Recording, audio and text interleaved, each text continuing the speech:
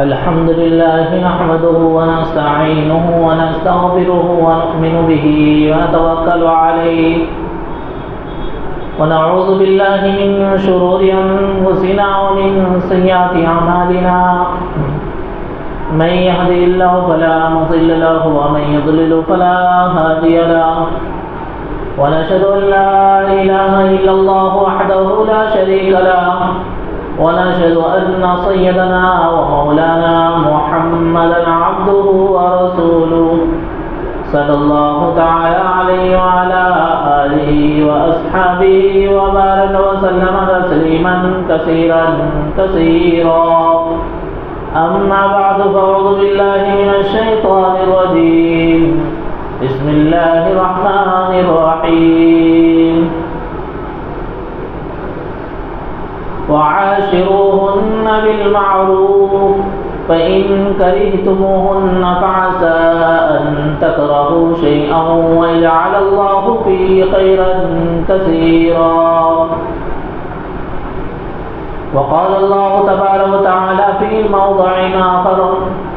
ولا تبرجن تبرج الجاهلية الأولى فأقمنا الصلاة وآتينا الزكاة وأطعنا الله ورسوله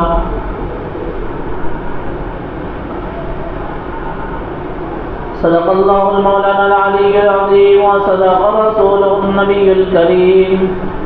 ونحن على ذلك لمن الشاهدين والشاكرين والحمد لله رب العالمين. میرے عزیز اور محترم بزرگوں، اللہ کے نبی علیہ الصلاۃ والسلام ہر لحاظ سے رحمت للعالمین بنا کر بھیجے گئے، اور ایسے رحمت بنا کر بھیجے گئے ہیں جس کو رہتی دنیا تک ہر کوئی یاد کرتا ہے. اور اللہ کے نبی علیہ الصلوۃ والسلام خالص ایمان والے اور مسلمانوں کے لیے نبی نہیں بنا کر بھیجے گئے، رحمت نہیں بنا کے بھیجے گئے، بلکہ چرند اور پرند کے لیے، بلکہ عورتوں اور مستورات کے لیے، بلکہ مردوں کے لیے، ہر ایک درخت کے لیے، پتھر کے لیے، جن اور انس کے لیے بھی رحمت بنا کر بھیجے گئے. ایک جگہ اسی طرح سے اللہ تعالیٰ نے ارشاد فرمایا وَرَفَعْنَا لَكَ ذِكْرَكَ، اے نبی جی ہم نے تیرے ذکر کو اونچا کیا، بلند کیا. دوسری جگہ ارشاد فرمایا وَمَا رَحْمَةٌ لِّلْعَالَمِينَ، کہیں تو فرمایا کہ ہم نے تجھے نذیر بنا کر بھیجا، کہیں تو فرمایا کہ ہم نے تجھے نذیر بنا کر، رحمت بنا کر بھیجا. اور یہ رحمت اللہ کے رسول علیہ الصلوۃ والسلام نے، اللہ کے رسول علیہ الصلوۃ والسلام کو اللہ تبارک و تعالیٰ نے بوڑھے اور بچوں کے لیے بھی، مرد اور عورتوں کے لیے بھی، اسی وجہ سے اللہ کے رسول علیہ الصلوۃ والسلام نے تقریباً 9 شادیاں کی، تاکہ تمام خاندان کے اندر اللہ کے رسول علیہ الصلوۃ والسلام کا جو ایک دین ہے وہ کوئی باقی نہ رہے، چھپے سے چھپا دین بھی مستورات کے ذریعے سے پہنچنے والا بن جائے. لیکن ہم سے کہہ دیا گیا ہے کہ 4 پر اکتفا کر لیجئے، اگر اس پر بھی نہیں وہ اکتفا ہو سکتا ہے، طاقت ہے، تمہارے اندر استطاعت ہے، تو تم ایک پر ہی اپنے آپ کو کافی اور شافی سمجھیں. ورنہ اللہ کے رسول علیہ الصلوۃ والسلام نے تمام گھر کے اندر، اللہ کے رسول علیہ الصلوۃ والسلام ایسے رہا کرتے تھے کہ عائشہ رضی اللہ تعالیٰ فرماتی ہیں کہ جب نبی علیہ الصلوۃ والسلام گھر کے اندر آتے تھے تو ہمارے لیے باہر آ جایا کرتی تھی، ہمارے لیے کام کرنا آسان ہو جایا کرتا تھا. عائشہ رضی اللہ تعالیٰ یہ بھی فرماتی ہے کہ میرا جب نکاح ہوا تو میں بچی تھی، ایک طرح سے میرے اندر اتنی سمجھداری نہیں تھی، میں چھوٹی اپنے بوڑھیاں اور بڈھوں سے کھیلا کرتی تھی، تو میرے ساتھ میں جو سہیلیاں ہوا کرتی تھی وہ بھی کھیلا کرتی تھی. اللہ کے رسول علیہ الصلوۃ والسلام گھر میں داخل ہوتے کہ میں چھپ جاتی پردے میں، تو اللہ کے رسول علیہ الصلوۃ والسلام دل جوئی کے لیے میرے سہیلیوں کو بھی کہتے ہیں کہ تم بھی اس کے ساتھ جاؤ کھیلو۔ کہیں تو ایسا بھی موقع آیا، نبی علیہ الصلوۃ والسلام نے مدینہ کے اندر اس زمانے لوگ کرتب دکھایا کرتے تھے خنجر وغیرہ سے، اور اپنی آزمائش، اپنی طاقت کی وہ چیزیں دکھایا کرتے تھے، تو اللہ کے رسول علیہ الصلوۃ والسلام اپنی پیٹھ کے اوپر بٹھا کر عائشہ رضی اللہ تعالیٰ عنہ کو پردے کی وجہ سے آڑ کر کے وہ چیزیں بھی دکھایا کرتے تھے کہ دل جوئی ہو جائے۔ کبھی گھر میں جاتے اللہ کے رسول علیہ الصلوۃ والسلام اپنے ہاتھوں سے گھر کے اندر جو کچھ ہوتا اپنے سے، تو اللہ کے رسول علیہ الصلوۃ والسلام اپنی گھر والیوں کے ساتھ ہاتھ بٹا دیا کرتے تھے، کہیں تو جھاڑو دے دیا، کہیں تو اپنے ہاتھوں سے روٹی بنا دیا، کہیں تو جو کچھ ہوتا تھا اللہ کے رسول علیہ الصلوۃ والسلام ساتھ دینے لگتے تھے۔ یہ اللہ کے رسول علیہ الصلوۃ والسلام کی گھریلو زندگی ہمیں ان ماؤں سے پتہ چلی ہے۔ اس لیے اللہ کے رسول علیہ الصلوۃ والسلام کو فرمایا کہ آپ سب سے بہترین اور اخلاق نمونہ کے انسان بنا کر بھیجے گئے ہیں۔ تمام رحمت، تمام چیزیں آپ پر آ کر ختم ہو جاتی ہے۔ آپ کا اگر کسی ایک نے بھی ایک پہلو لے لیا اور آپ کی اتباع کرنے والا بن گیا، وہ گویا کہ اپنے آپ میں ایک نمونہ اور کردار بن جائے گا۔ جیسے ایک بادشاہ کا واقعہ ہے، اللہ کے رسول علیہ الصلوۃ والسلام کے مدینہ آنے میں سے پہلے اس بادشاہ کو یہ پتہ چلا تھا کہ اللہ کے رسول جو آخری دور کے نبی ہے، دنیا میں آنے والے ہیں، وہ آخری نبی دور کے اندر اس علاقے کے اندر آ کے ٹھہریں گے، اور ان کی اخلاق اور ان کے عادات یہ ہوں گے کہ وہ بھوکوں کو کھانا کھلائیں گے، مسافروں کو کھانا کھلائیں گے۔ گویا کہ وہ تمام عادات و اخلاق اس آدمی نے لے کے رکھا تھا، اور یہ بھی کہہ دیا تھا کہ اگر میرے دور میں نہ بھی آئے تو میں اپنے وراثت کے اندر ایک چٹھی اور ایک پرچی لکھ کر دیتا ہوں کہ یہ گھر آپ ہی کا ہے۔ گویا کہ وہ ایک مکان بنایا تھا اس نے، جس کو ابو ایوب انصاری رضی اللہ تعالیٰ کا مکان کہا جاتا ہے۔ اس مکان کے اندر اللہ کے رسول علیہ الصلوۃ والسلام آ کے ٹھہرے، اور ایک پرچی باقاعدہ لکھ کر رکھ دیا تھا صندوق کے اندر۔ تو ایک اخلاق، ایک چیز اس نے آدمی نے لے لیا، تو اس آدمی کو اللہ کے رسول علیہ الصلوۃ والسلام کے گویا کہ ایک اخلاق کا ایک نمونہ مل گیا، اور اس کے لیے کامیابی کا ایک راستہ مل گیا۔ اسی طرح سے اللہ کے رسول علیہ الصلوۃ والسلام کی جو بھی ادا جس آدمی نے لیا، اور جو آدمی اللہ کے رسول علیہ الصلوۃ والسلام کے ساتھ متصف ہوا، ملنے والا بن گیا، وہ دونوں جہاں کے اندر کامیاب ہو گیا۔ صدیق اکبر رضی اللہ تعالیٰ نے، جن کا نام ابو بکر ہے، ایک الفاظ کے اندر ہی صدیق کا لقب پڑ گیا۔ انہوں نے یہ کہا، ایک مرتبہ ابو جہل جا رہا تھا، کہنے لگا، او جی تیرا ساتھی کہتا ہے کہ میں نے چاند کے 2 ٹکڑے کیا، تیرا ساتھی یوں کہتا ہے کہ میں ابھی راتوں رات یہاں سے چلا اور معراج مکمل اسات و آسمان اور زمین کی سیر کر آ گیا۔ حضرت ابو بکر صدیق رضی اللہ تعالیٰ نے اس آدمی سے پوچھا کہ میرا کون کہتا ہے؟ تو کہا تیرا یار، تیرا جگری دوست کہتا ہے۔ تو فرمایا محمد؟ ہاں فرمایا نبی علیہ الصلوۃ والسلام کہتے ہیں۔ تو جب یہ کہتے ہیں تو ان کی بات سچی ہے، کہ اگر ان کے علاوہ کوئی کہتے ہیں تو یہ بات جھوٹی ہے۔ اسی وجہ سے ایک پروانہ آ گیا اور کہہ دیا گیا کہ آج سے تمہارا لقب ہی صدیق ہے، آج سے تمہارا لقب ہی صدیق ہے۔ وہ عمر جو قاتل تھے، اللہ کے رسول علیہ الصلوۃ والسلام کی دشمنی پر تلے ہوئے تھے، لیکن آپ نے کہہ دیا کہ میں محمد صلی اللہ علیہ وسلم کے ہاتھ پر بیعت کرتا ہوں، ایمان قبول کرتا ہوں، تو وہ قاتل عادل بن گئے۔ وہ عثمان جو غنی تھا، مالدار تھا، ایک قافلہ یہاں رہتا تھا تو دوسرا قافلہ کہیں اور دوسرے ملک کے اندر رہا کرتا تھا، لیکن مالداری نے ساتھ نہیں دیا، لیکن اللہ کے رسول علیہ الصلوۃ والسلام کے ساتھ متصف ہوئے اور ملے، اور ایسی عطا ہے تمام کی تمام اللہ کے رسول علیہ الصلوۃ والسلام کے لینے والے بن گئے، تو اللہ تبارک و تعالیٰ نے ان کا نام ہی عثمان ذی النورین رکھ دیا۔ آپ کی دو بیٹیاں اللہ کے رسول علیہ الصلوۃ والسلام کے ایک کے بعد دیگر آپ کے آمدنی میں دے دی گئی۔ یہ جب اللہ کے رسول علیہ الصلوۃ والسلام کو اخلاق اور کردار ایک ایک چیز کو لوگوں نے لیا، تو جس کی وجہ سے پھر اللہ تبارک و تعالیٰ نے اس انداز سے ان کا لقب اسی اعتبار سے پہنچا دیا، رہتی دنیا تک ایک نمونہ اور ایک ٹائٹل بنا دیا کہ یہ آدمی فلاں ہے، یہ آدمی فلاں ہے۔ جیسا ایک آدمی حج کر کے آ جائے تو ہمارے دیار کے اندر کہہ دیتے ہیں وہی حاجی صاحب ہے۔ اگر کس نے حافظ کی صنعت کر لیا، حفظ مکمل کر لیا، قرآن پاک کا حافظ قرآن بن گیا، کہہ دیا جاتا ہے یہ حافظ قرآن ہے۔ اگر عالم دین بن گیا تو عالم دین، اور مفسر بن گیا تو مفسر۔ اسی طرح سے اللہ کے رسول علیہ الصلوۃ والسلام کو تو دنیا کے اندر وہ لوگ جن لوگوں نے اللہ کے رسول علیہ الصلوۃ والسلام کی باقاعدہ صحبت اختیار کیا اور ان کی ایک ایک ادا کو لیا، تو اللہ تبارک و تعالیٰ نے اسی طرح سے ان کا نام ہی رکھ دیا۔ اور ہماری زبانوں کے اندر سے نہیں بلکہ اللہ تبارک و تعالیٰ کی طرف سے آ رہی ہے صدا کہ اس کا نام صدیق دے دو،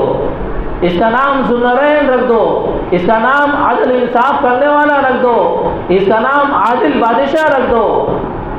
کہ پوری دنیا کے اندر اگر حکومت کرنی ہے تو اس جیسی حکومت کر کے بتاؤ تو تمہاری دنیا کی حکومت کامیاب ہو سکتی ہے، کامران ہو سکتی ہے۔ اسی وجہ سے جب ہندوستان کے اندر انگریزوں کا غلبہ ختم ہوا اور ہندوستان سے انگریز ختم ہو گئے، جب انگریزوں کا غلبہ ختم ہونے کے بعد بھی تمام لوگوں سے رائے لی گئی کہ بھئی اب ہندوستان کو کس طرح سے چلانا چاہیے، وہ بابو گاندھی جی نے ایک ہی الفاظ کہا تھا تمام لوگوں کے سامنے، اگر کسی کے سامنے سیرت عمر فاروق ہے اور حضرت ابوبکر کی سیرت ہے، صحابہ کی سیرت سامنے رکھتے ہوئے اگر ان کی سیرت کے ساتھ اگر سے ہندوستان کو چلایا جائے تو ہمارا ہندوستان اسی انداز میں سونے کی جو چڑیا کہا جاتا تھا وہی اس سے بھی اچھی چڑیا بن سکتی ہے، اس سے بھی اچھا ہندوستان ہمارا بن سکتا ہے۔ یہ اللہ کے رسول علیہ الصلوۃ والسلام کے صحبت یافتہ صحابہ کی وہ ادائیں اللہ تبارک و تعالیٰ نے غیروں کی زبانوں پہ کر دیا۔ آج تو یہ کہہ دیا جاتا ہے ہاں یہ مسلمان ہے، کیا ہاں یہ مسلمان ہے، ہاں یہ ایمان والا ہے۔ ایمان والا اپنے کہتے ہوئے شرما جاتا ہے کبھی کبھی، کہیں تو کہتا ہے کہ نہیں میرا نام ہاں مسلمان ہو، ہاں یہ نام ہو، ہاں عبد الرحمان ہے۔ کہیں تو اپنے ناموں کو بدل کے کلو الملو کر دیتے ہیں، کہہ دیتے ہیں جموں ہے، کہیں کچھ کہہ دیتے ہیں، کہیں جو نام چلتا ہے بس اسی نام کے اندر وہ کہہ دیتے ہیں۔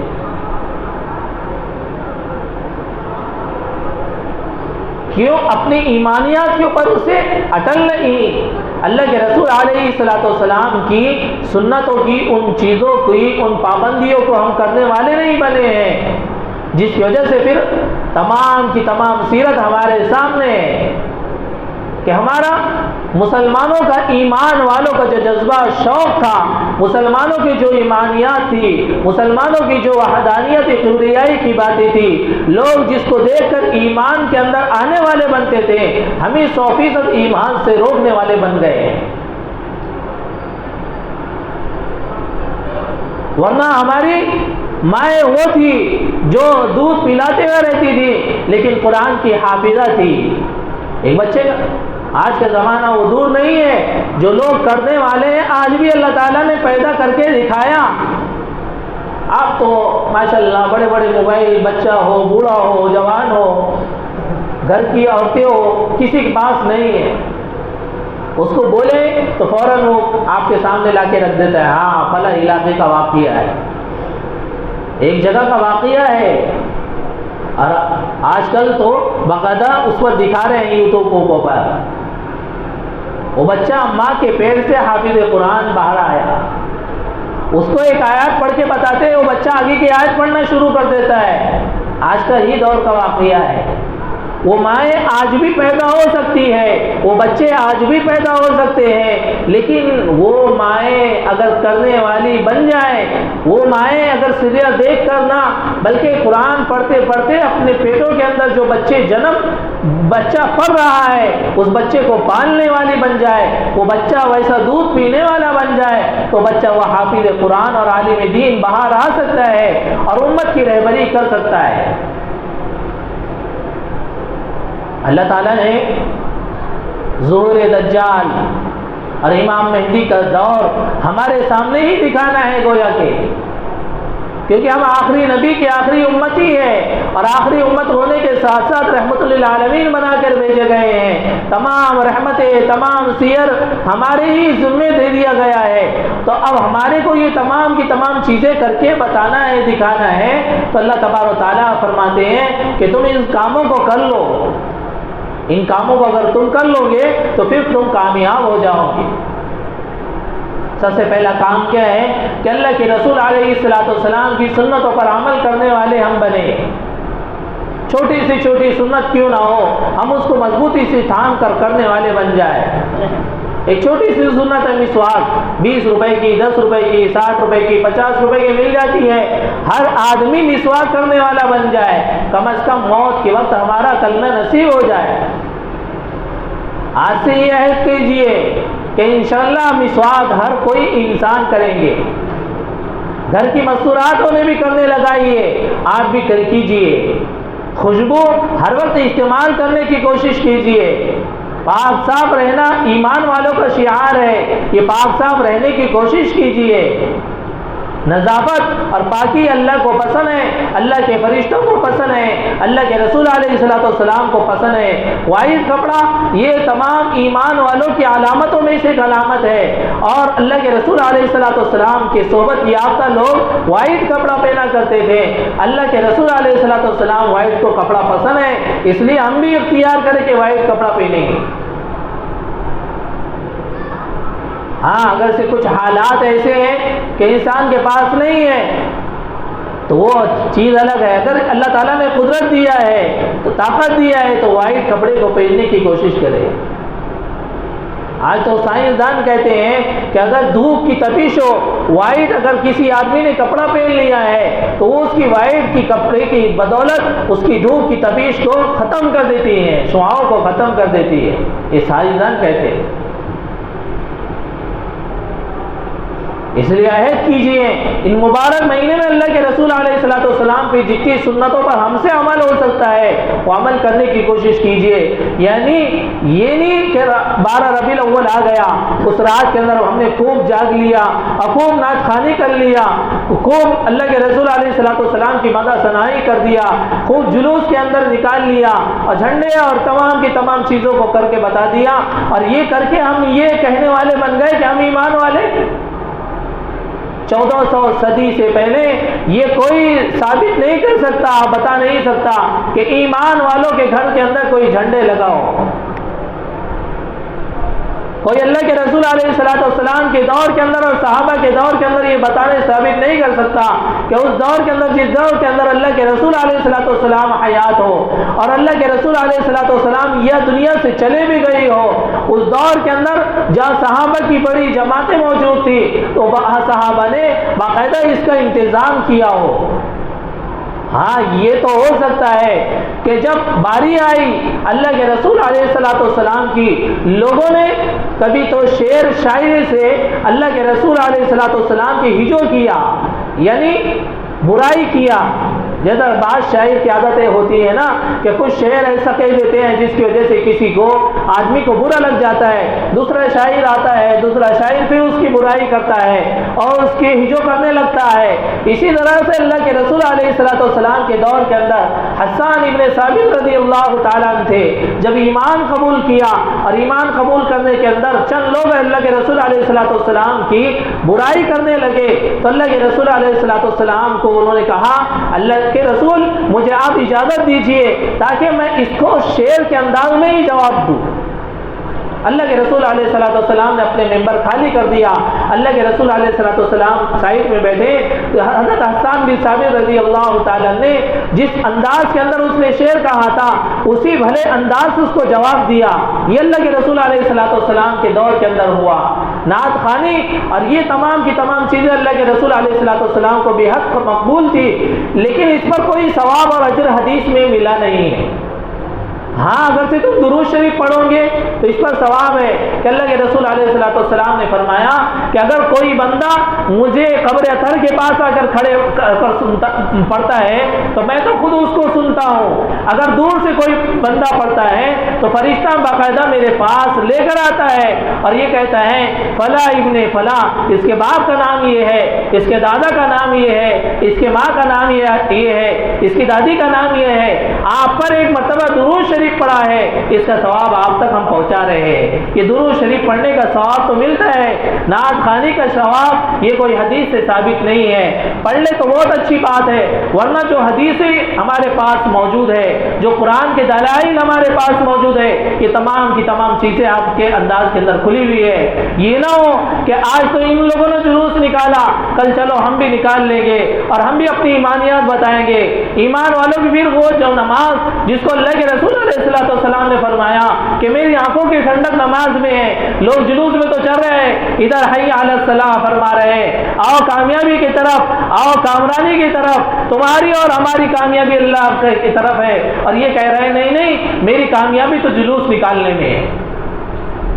میری کامیابی قائم ہے جلوس نکالنے میں ہے۔ میں ایمان والا ہوں، میں بتانے والا ہوں کہ دیکھو میں کتنا پکا اور سچا ایمان والا ہوں۔ نعوذ باللہ، وہ لا الہ الا اللہ کے کلمے کی قدر ایک شرابی نے کیا تھا، ایک شرابی نے کیا تھا، پوری رات اپنے سر کے اوپر رکھ کر اسی طرح سے